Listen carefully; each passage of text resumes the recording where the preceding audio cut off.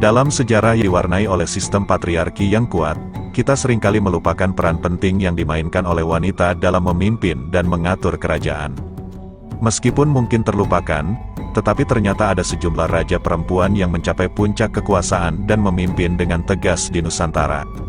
Mereka adalah sosok-sosok yang berhasil membawa kemajuan pesat bagi kerajaan mereka, dan mereka tidak segan untuk turun tangan dalam peperangan. Menariknya, sebagian besar dari mereka tetap diakui dengan gelar raja, bukan ratu, mengisyaratkan bahwa semangat emansipasi telah ada sejak zaman dahulu. Kami akan mengungkap beberapa sosok raja perempuan yang memimpin kerajaan di Nusantara, yang mungkin masih kurang dikenal.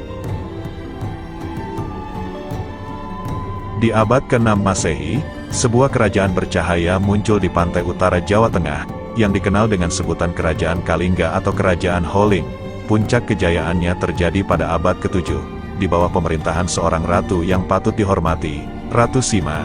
Namun, apa yang membuatnya begitu istimewa?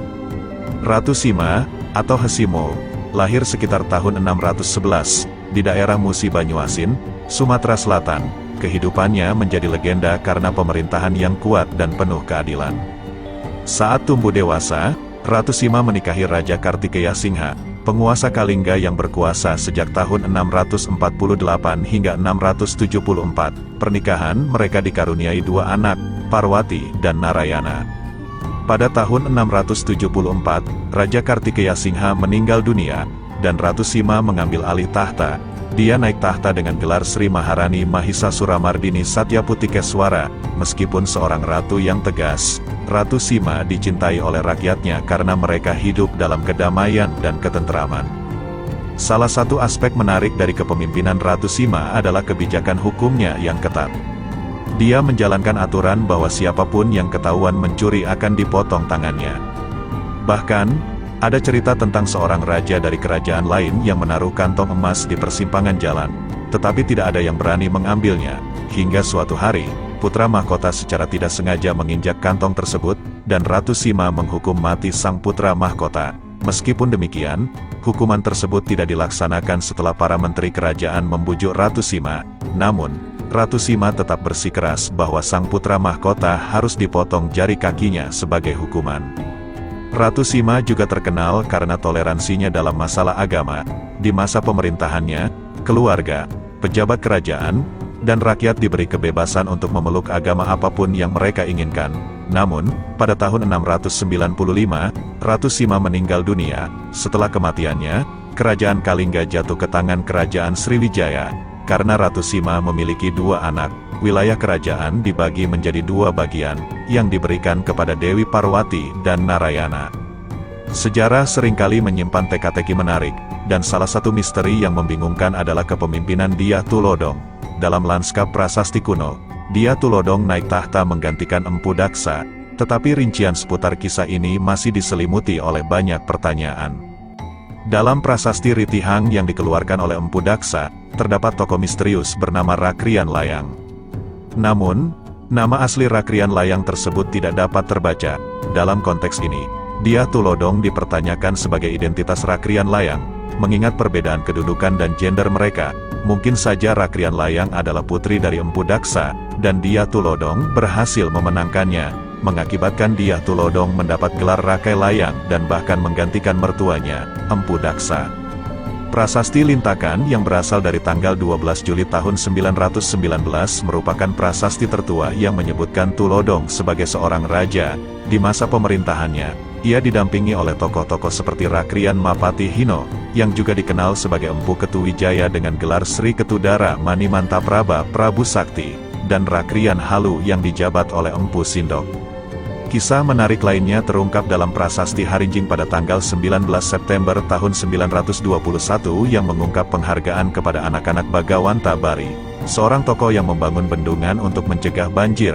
Pada tanggal 7 Maret tahun 927, prasasti tersebut diperbaharui oleh Rakai Hino Empu Ketuwijaya atas saran dari Rakai Sumba, yang menjabat sebagai sang pamgat Momaumah. Anak-anak Bagawan Tabari mendapatkan desa Culanggi sebagai daerah bebas pajak. Namun, misteri semakin dalam ketika prasasti Palebuhan pada bulan April tahun 927 menyebutkan adanya raja baru, Sri Maharaja Puwagiswara, Meskipun diyakini sebagai pengganti Dia Tulodong, pemerintahannya ternyata tidak berlangsung lama. Kehilangan sosok Sri Ketudara Manimantapraba Prabu Sakti, yang sebelumnya muncul dalam prasasti Harinjing pada tahun 921, juga menjadi pertanyaan besar. Dalam riwayat yang mengilhami masa keemasan Kerajaan Majapahit, terdapat sebuah nama yang tak boleh dilupakan, Putri Gayatri. Lengkapnya, Dia Dewi Gayatri Kumara Rajasa. Wanita ini hidup pada abad ke-13 dan berasal dari Kerajaan Singasari pada masa pemerintahan Kertanegara. Kehidupannya yang penuh intrik dan perjuangan membuatnya menjadi salah satu tokoh paling menarik dalam sejarah Nusantara.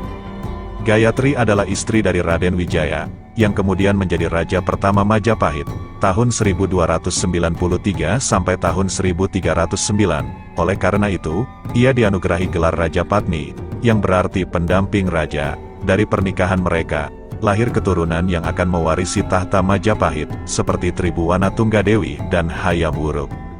Kisah hidup Putri Gayatri penuh dengan intrik, pembunuhan, dan pemberontakan yang melanda kerajaan di masa lalu. Buku berjudul Gayatri Raja Patni, Perempuan di Balik Kejayaan Majapahit, yang ditulis oleh Prof. Paul Drake, seorang sejarawan dan mantan diplomat dari University of British Columbia, Kanada, memberikan gambaran lebih dalam tentang sosok Gayatri dan peran besar yang dimainkannya dalam sejarah Majapahit. Salah satu peristiwa terkenal adalah ketika Gayatri menyamar sebagai budak di lingkungan musuh. Hal ini terjadi ketika Istana Singasari diserang oleh pasukan Kediri, yang mengakibatkan kematian kedua orang tuanya. Gayatri yang saat itu tengah belajar di belakang istana berhasil selamat dari pembantaian. Untuk menyamarkan identitasnya, Gayatri mengganti namanya menjadi Ratna Sutawan, melepaskan pakaian istana, dan berpura-pura sebagai putri dari pegawai rendahan keraton. Bersama pengasuhnya, Sodrakara, mereka dibawa ke Kediri sebagai tawanan dan ditempatkan di bangsal perempuan keraton Kediri. Sebelum meninggalkan istana Singasari, Gayatri meminta izin kepada Sodrakara untuk melihat jasad orang tuanya yang telah meninggal, memberikan penghormatan terakhir. Selama masa penyamarannya, dia berhasil mengumpulkan informasi penting dan merancang strategi untuk membangkitkan kerajaan yang hancur akibat serangan musuh. Ambisinya tumbuh setelah bertemu dengan Pangeran Wijaya, seorang pejuang yang juga berhasil selamat dari serangan pasukan Kediri. Saat Pangeran Wijaya memasuki Kediri sebagai pasukan yang menyerah, pertemuan keduanya menciptakan ikatan khusus. Di bawah tekanan musuh, mereka bersama-sama merencanakan untuk membangun kembali dinasti yang baru dengan visi yang diwarisi dari Kertanegara, salah seorang penguasa terdahulu. Mereka mempersiapkan serangan ke Kediri dan menjalin aliansi dengan pasukan Mongol dari China yang mendarat di Jawa pada tanggal 28 Maret tahun 1293. Kediri akhirnya jatuh pada tanggal 29 April tahun 1293, dan Gayatri diselamatkan oleh Wijaya dan dibawa ke Majapahit untuk menjadi istrinya.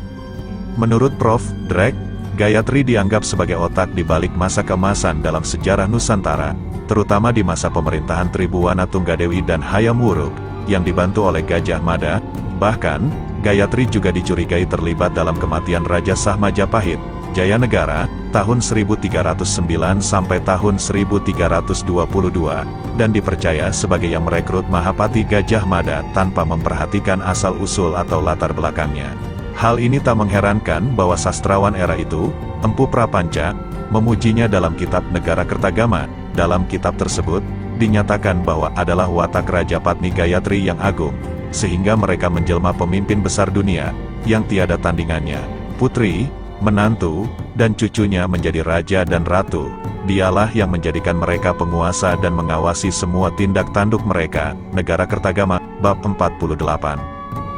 Gayatri akhirnya meninggal dengan tenang pada tahun 1350, pada usia 76 tahun, pada saat Putri Tribuwana turun tahta dan menyerahkan kekuasaan kepada putra mahkota Hayam Wuruk. Di bawah pemerintahan Pati Gajah Mada dan Raja Hayam Wuruk, Majapahit mencapai kejayaan puncaknya, wilayahnya meluas hingga seluruh Nusantara, dan bagian besar dari prestasi ini dapat diterima kepada Putri Gayatri yang selalu memberikan pandangan dan saran, bahkan berperan dalam merumuskan strategi. Dalam sejarah megah kerajaan Majapahit yang gemilang, sosok yang tak boleh terlupakan adalah Tribuwana Tunggadewi, dikenal sebagai penguasa ketiga kerajaan Majapahit antara tahun 1328 sampai tahun 1350 m.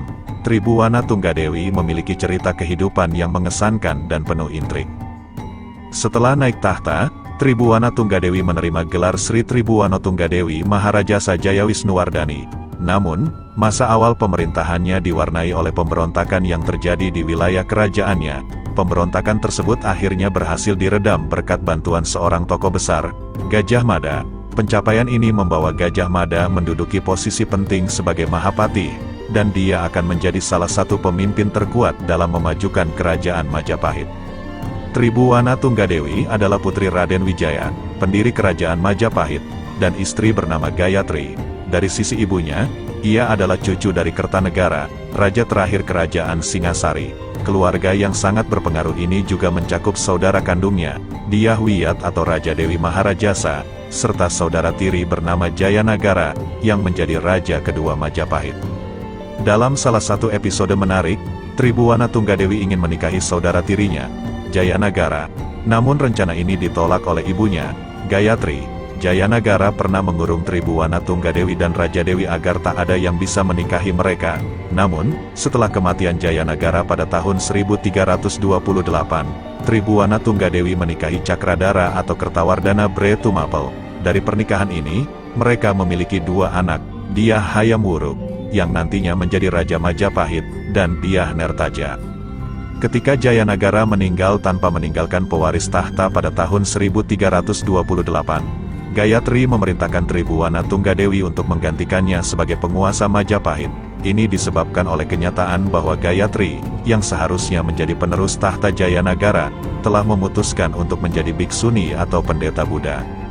Tribhuwana Tunggadewi memerintah bersama suaminya, Kertawardhana. Namun, pemerintahannya tidak berjalan mulus pada awalnya. Pada tahun 1331, pemberontakan Sadeng dan Keta meletus. Tetapi berkat bantuan Gajah Mada, kedua pemberontakan itu dapat dipadamkan. Gajah Mada diberi gelar Mahapati atas jasanya, dan pada 1334, ia mengucapkan Sumpah Palapa yang terkenal. Dalam sumpah ini, Gajah Mada berkomitmen untuk tidak menerima hadiah atau anugerah sebelum berhasil menyatukan seluruh Nusantara. Sejak bergabungnya Gajah Mada dalam pemerintahan Tribhuwana Tunggadewi, kerajaan mengalami kemajuan pesat. Dalam rangka memenuhi sumpahnya, Gajah Mada membantu sang ratu memperluas wilayah ke seluruh penjuru Nusantara. Hasilnya, banyak kerajaan, termasuk Bali, jatuh ke bawah Panji Majapahit. Pemerintahan Tribhuwana Tunggadewi berakhir ketika ibunya, Gayatri, meninggal pada tahun 1350. Tribhuwana Tunggadewi secara resmi mengundurkan diri karena dia hanya memerintah sebagai wakil ibunya. Tahta kemudian diserahkan kepada putranya, Hayamwuruk, yang saat itu berusia 16 tahun. Walaupun melepaskan tanggung jawab utama, Tribhuwana Tunggadewi tetap terlibat aktif dalam urusan kerajaan. Dia kembali dinobatkan sebagai Bre Kahuripan dan menjadi anggota Dewan Tetua Kerajaan, Batara Sapta Prabu, yang memberikan nasihat kepada raja. Tidak diketahui dengan pasti kapan Tribhuwana Tunggadewi meninggal, namun para raton menyebutkan bahwa dia wafat setelah tahun 1371. Setelah kematian Tribhuwana Tunggadewi, ia didarmakan di Candi Pantarapura yang terletak di Desa Panggih, Trowulan, Mojokerto. Dalam catatan sejarah keagungan Kerajaan Majapahit, Sri Suhita muncul sebagai raja ke-6 yang memerintah dari tahun 1429 hingga 1447. Kepemimpinannya penuh dengan kontroversi, terutama dalam hal dendam dan keputusan-keputusan yang memengaruhi kerajaan. Sri Suhita dikenal sebagai seorang yang pendendam, yang terbukti dengan hukuman penggal yang ia berikan kepada Raden Gajah, Branarapatih. Raden Gajah adalah seorang pengikut Wikramawardhana, ayah Sri Suhita sekaligus raja kelima kerajaan Majapahit. Pemicunya adalah fakta bahwa Raden Gajah telah membunuh kakek Sri Suhita, Bre Wirabumi, dalam Perang Parekrek. Sri Suhita adalah putri dari pasangan Wikramawardhana dan Bre Daha II, yang merupakan putri Bre Wirabumi. Setelah kematian ayahnya, Sri Suhita naik tahta sebagai Raja Majapahit ke-6 dengan gelar Batara Parameswara pada tahun 1429. Selama pemerintahannya, ia dibantu oleh suaminya, Brahyang Parameswara Ratna Pangkaja. Menurut para raton, Ratna Pangkaja adalah anak dari Surawardhani, Bre Kahuripan, yang merupakan adik dari Wikramawardhana. Ayahnya adalah Raden Sumirat, Bre Pandan Salas, dengan gelar Rana Manggala. Dua peristiwa penting terjadi selama masa kepemimpinannya. Hukuman mati bagi Branarapati. Pada tahun 1433, Sri Suhita membalaskan dendam kakeknya dengan menghukum mati Raden Gajah, Branarapati, dengan cara memenggal kepalanya. Meskipun tidak ada banyak informasi yang tersedia mengenai Raden Gajah, catatan sejarah menunjukkan bahwa dia adalah pengikut Wikramawardhana, ayah Sri Suhita. Pengangkatan Arya Teja sebagai pemimpin masyarakat China di Tuban, sebagai peristiwa lain yang penting. Sri Suhita mengangkat Arya Teja sebagai pemimpin masyarakat China di Tuban. Menurut kronik Cina, ia dikenal sebagai Gan Engcu. Arya Teja adalah ayah dari Tumenggung Wilwatikta dan kakek dari Raden Said, Sunan Kalijaga, yang memegang peran penting dalam majelis dakwah Wali Songo selama pemerintahan Raden Patah di Kesultanan Demak. Arya Teja berasal dari kalangan masyarakat Arab dan merupakan seorang ulama yang memiliki hubungan saudara dengan Sunan Ampel. Setelah lebih dari 10 tahun berkuasa, Sri Suhita meninggal dunia pada tahun 1447. Karena tidak memiliki seorang putra, tahtanya digantikan oleh adik kandungnya, Dia Kertawijaya. Beberapa pendapat menyebutkan bahwa setelah kematiannya, Sri Suhita dikebumikan dengan upacara adat yang sesuai dengan kedudukan seorang Raja Majapahit.